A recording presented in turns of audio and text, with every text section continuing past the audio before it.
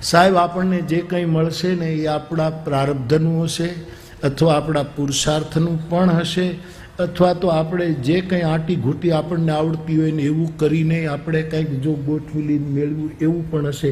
પણ એક વસ્તુ જરૂર માનજો કે સાધુ સંગ એમને નહીં મળે. આપણા સંતોએ ગાયું કે ધન ધન એની કમાણી પાઈ રે જિસને સાધુ કી સંગત પાઈ. ઈશ્વર સાક્ષાત પ્રગટ થાય તોય માંગવા જેવી વસ્તુ હોય તો આ છે. માંગવું નહીં, કદાચ હું તો એ મતમાં છું જ નહીં કે માંગવું નહીં જ્યાં સુધી.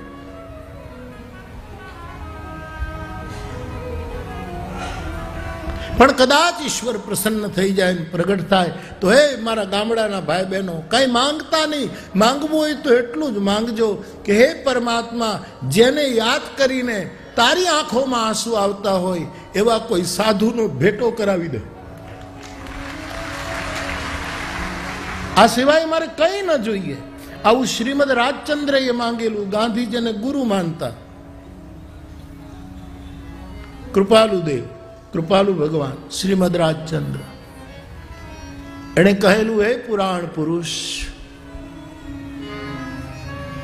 તારે મને કઈ આપવું હોય તો કોઈ બુદ્ધ પુરુષનો સંગ કરાવી દે. આપણા ભજનીકોએ પણ બહુ ભાવથી ગાયું.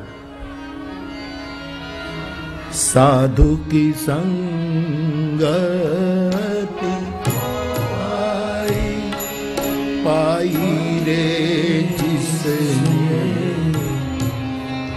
साधु की संगत पाई. अरे साहब, साधु शब्द बोलो ने तो ये पवित्रता थवा आववा मांडे. आवो अत्यंत पवित्र शब्द साधु.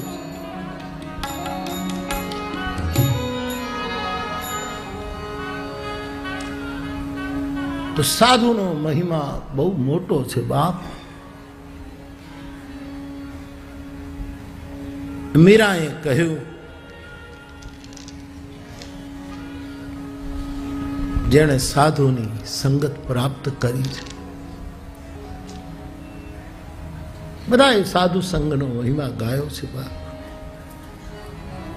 અને મને તો એવું લાગ્યા કરે કે આમ આમ એવો કોઈ સાધુ મળે ને તો પછી એની પાસે બહુ બોલ બોલાય ન કરવું, ખાલી બેસી જવું પર્યાપ્ત છે.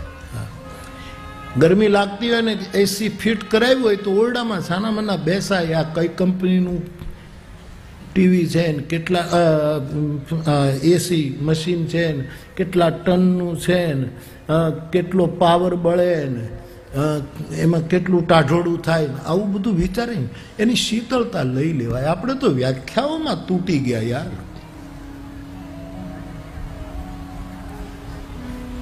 મારે ભાગે મળ્યો છે મને સાધુ રે પુરુષનો બળે ભાગ પાઈ સત્સંગા, એમ તુલસીએ કહ્યું છે.